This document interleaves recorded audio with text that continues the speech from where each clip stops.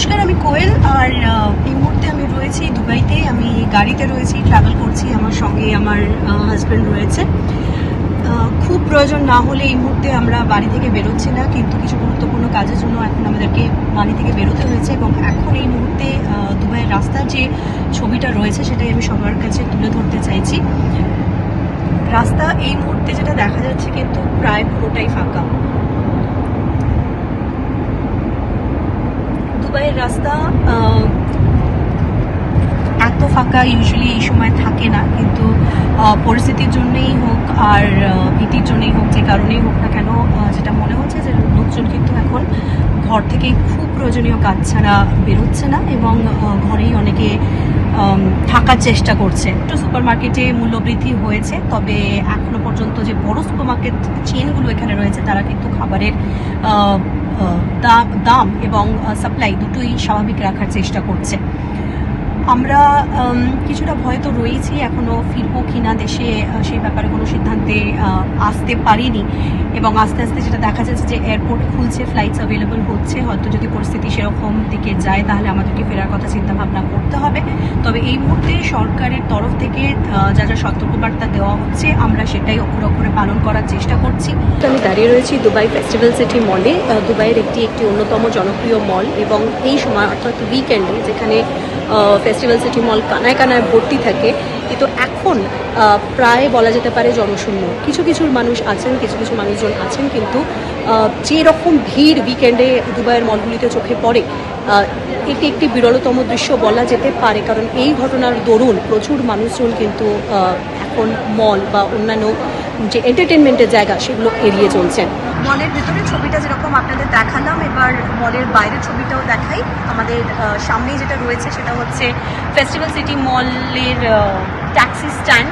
আজকে উইকেন্ড এবং এই সময় প্রচুর মানুষ এখানে আসেন, তারা বিনোদনের জন্য আসেন, কেনাকাটি করতে আসেন, খাওয়া দাওয়া করতে আসেন এবং এখানে ট্যাক্সিগুলোর লাইন লেগে যায়।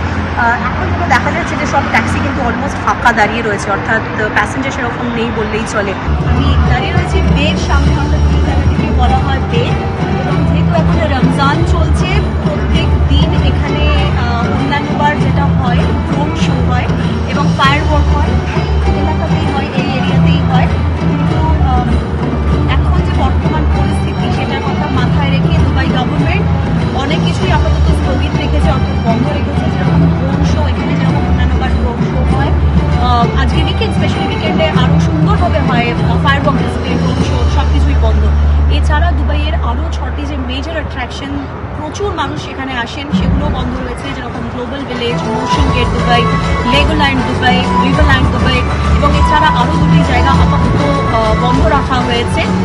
যদি কোনো বিপদ হয় বা যদি কোনো ইন্টারসেপশন হয় সেটা মাথায় রেখে, এবং যেহেতু এত মানুষ এখানে আসেন, মনে করা হচ্ছে যে যদি টার্গেট করা হয় তাহলে এই ধরনের জায়গাকে টার্গেট করা হতে পারে। নবম দিনেও পশ্চিম এশিয়ায় সংঘাত চরমে।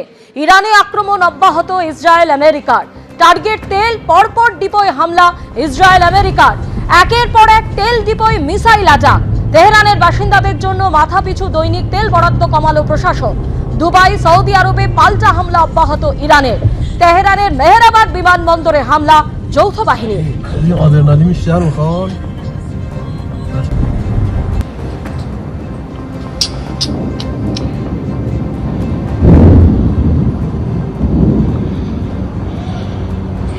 نابود کرد.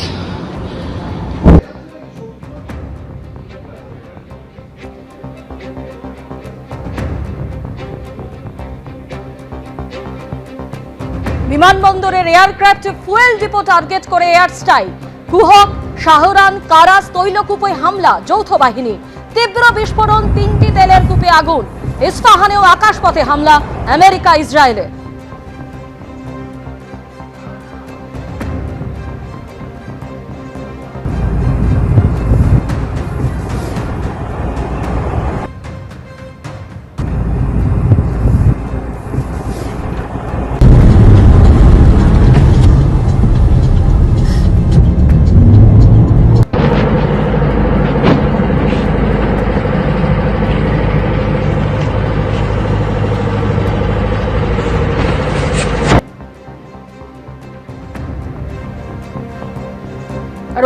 ইসরায়েল সহ আমেরিকার বন্ধু দেশে পাল্টা হামলা চালিয়ে যাচ্ছে ইরানও।